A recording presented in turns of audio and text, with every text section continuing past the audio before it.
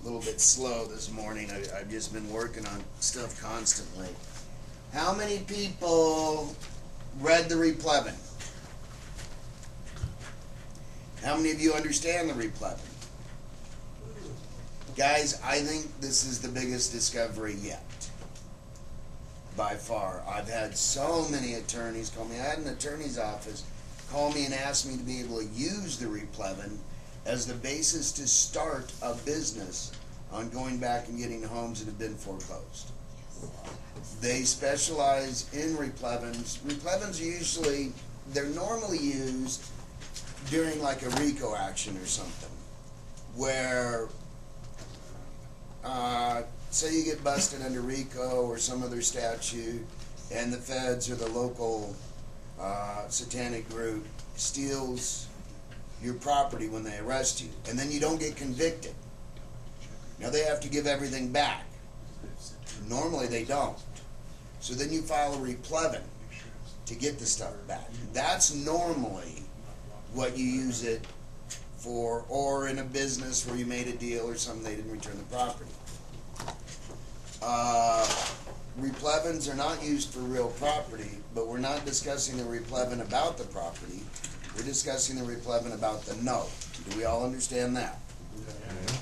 The note is chattel. It's a negotiable instrument. It's paper. It's a document. It's a good. So it falls under the guidelines of a replevin. Now, this law firm has 3 attorneys, and that's all they do is work on replevins, and they honestly told me it's the best replevin they've ever read, and that there is absolutely no way to argue this replevin.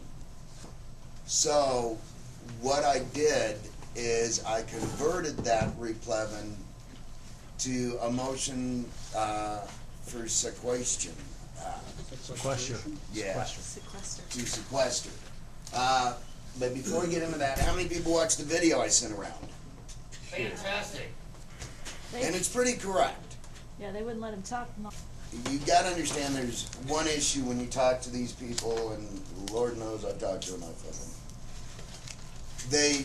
They misunderstand the predominant concept in all of this. They'll quote stats, they'll quote history, but they're missing the most important aspect. They always go, whether it's the dead cat bounce or the head and shoulders or whatever you want to talk about when you talk about economics. And those are 2 very important fundamental bases of economic theory. How many people knew about the dead cat bounce or head and shoulders before? Okay. Now, you know, I'm not talking, what is it? Friedman economics. We're talking basic economics, not the principles behind rights of economics or any of that. And if you don't know what I'm talking about, I apologize, because you should, but you're American, so you don't. So here's the issue. The concept that this is some law of physics or law of nature is totally preposterous. They operate on the belief that somehow this is all accidental or occidental or intrinsic to economics, and it's not. It is only intrinsic to created fiat economics. Do you understand that? Okay, go ahead and respond, or I'm just going to bed. Okay. What's fiat? Artificial, no basis in reality, not backed by anything. Like the car. And if you've ever owned one, you know what I mean. So, I buy 90% of their theory. The aspects are correct in what happens. The concept of why it's happening is incorrect. It is not some law of nature, and it is not accidental or occidental. It's just intrinsic to fraud. Because if you look at the graphs, especially when you have the concept of a dead cat bounce, there's always one party every time that benefits. It's always the same party. It is never any other party. One party benefits from a dead cat bounce. Who is that? The banks. Bank. The banks and the government. The government. Yes. Always. Always. So do you honestly think that's accidental? Nope. Do you think that's intrinsic in nature, or do you think it's planned? Plan. It's always There you go. It's always planned. So I disagree with him on that subject, but if you watch the video again, you understand that it's planned, then it'll make sense. Nature abhors a vacuum. It just does. Nature's ever changing, it's ever growing, it's ever dying. That's the way nature operates. When something is always the same, that's somebody in charge making a plan. That's doctrine. That's created. A dead cat bounce has nothing to do with nature. It has to do with somebody's plan to steal everything we own. That's it. Okay. He agrees with that. He says the government always benefits from it. But he doesn't say it's planned. No. He goes into it. This is just some aspect, some fundamental aspect of the natural flow of economics, and he's totally incorrect on that. It's only in fiat economics. It's not in natural economics. A 1 ounce gold piece in 1904 would buy you a nice suit, a nice pair of shoes, and a nice hat. It was $20. Today, a 1 ounce gold piece, which is $1,286, will buy you a nice suit, a nice pair of shoes, and a nice hat. Maybe not as nice a suit. Probably not. Yeah. I don't know. You know, good pair of shoes, 200. A nice hat, 250. So there's 450. So that leaves you, you know, 750, 800 bucks for a nice suit. That's a decent suit. Armani, $3,000 though. Yeah, Armani's a little bit. Okay, you want to have this discussion? I'm sorry we don't shop in your circles, Mark. Oh, okay. Well, never mind. Yeah, but now he's drinking in mine, so his life's improving.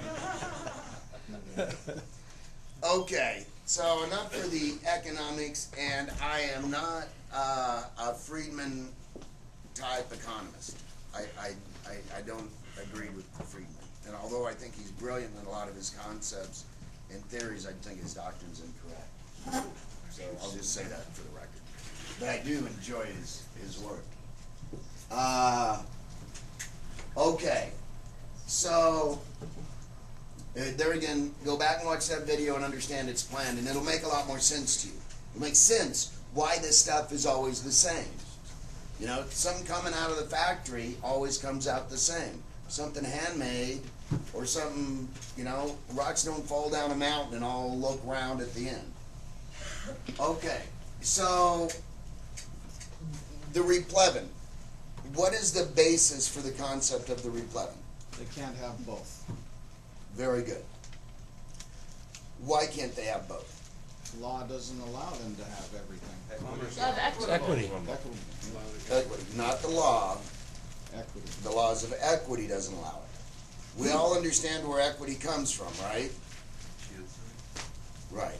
Started out with Chancery, moved through Chancery courts, came to America, remained as Chancery courts for actually quite some time, and then was converted over to what we call courts of equity. And there still are courts of equity. There's actually still 2 Chancery courts in the United States. There's still some courts of equity. For the most part, we call it all civil court. But it's all the same thing. When we look at the concept of a replevin, okay, there again, how many read the replevin document completely? How many understand what it's discussing? Did anybody figure out an argument against that? Let me give the caveat here. When I read a pleading from anybody, even when I reread my own work, which I don't do enough because then I would be right more often.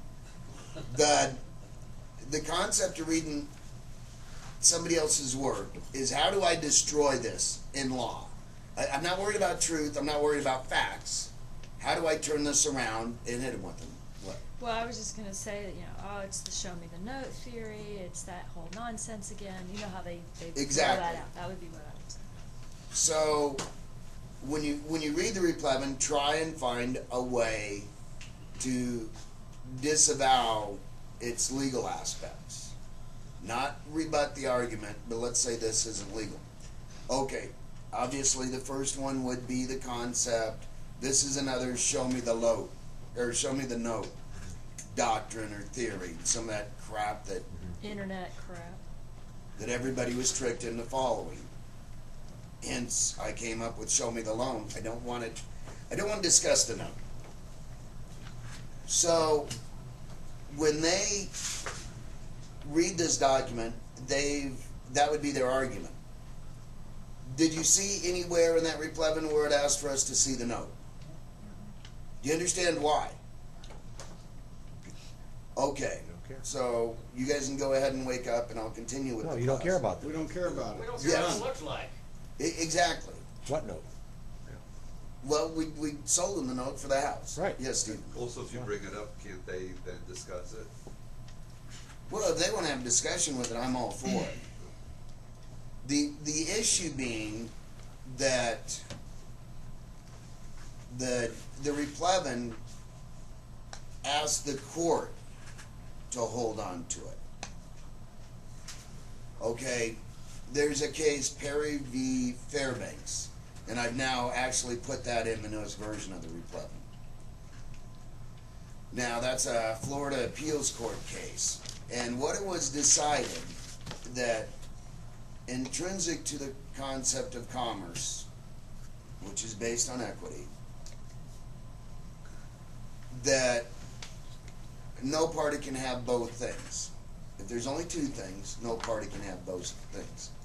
So, the note, something has to be done with the note. Now, in Perry v. Fairbanks, it was decided that the note shall be given to the court and shall be canceled and then can never be returned to either party. So I'm real careful in using concepts of Perry v. Fairbanks because we're going to have the note back. But in the replevin, it's basically, there's a few concepts in law that you're probably not at all familiar with. There's detonant, where the concept being that it's held somewhere. That everything was done correctly, but somebody's holding this thing incorrectly. So where is it being held? Do we understand that? Yes. How many people know where the note is? Oh, There's one. Are we going to Which go back one? to that we don't care where it's at, or are we actually trying to answer this one? Well, we don't care where it's at, but the court does. See, there's a difference between getting response from the court on your behalf and getting the court to do its job. Do we understand that? yeah. Yes. Okay. So, I'm going to jump forward a little bit and then I'll backtrack. I've altered the replevin to a motion to sequester because replevin, detenu, sequestration, all of that are fundamentally the same. The reason I altered the motion is because so many people that know what they're talking about called about that replevin and just were freaked out.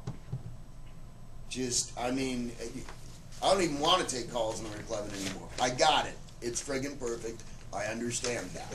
I wrote it. Maybe I'll read it again. So, but the people that have called have just been like, oh, there's not a way to argue this. Well, there's always a way to argue it because there's corrupt judges. But I altered it to a motion. Cindy just completed the rewrite on that so that you can put it in with your cases currently.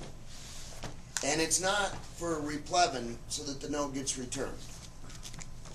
It's in the nature of a writ of right. And when you look at Old English law, there's writs, which is like a court order. If you lose a forcible detainer, what do you get hit with? Writ of restitution. A writ of restitution, a writ of execution, whatever. That's a writ. That's a court order. There's a habeas corpus and there's a writ of habeas corpus. Where you put in a habeas corpus to get somebody released and the judge orders the writ and that person gets released. Doesn't usually work.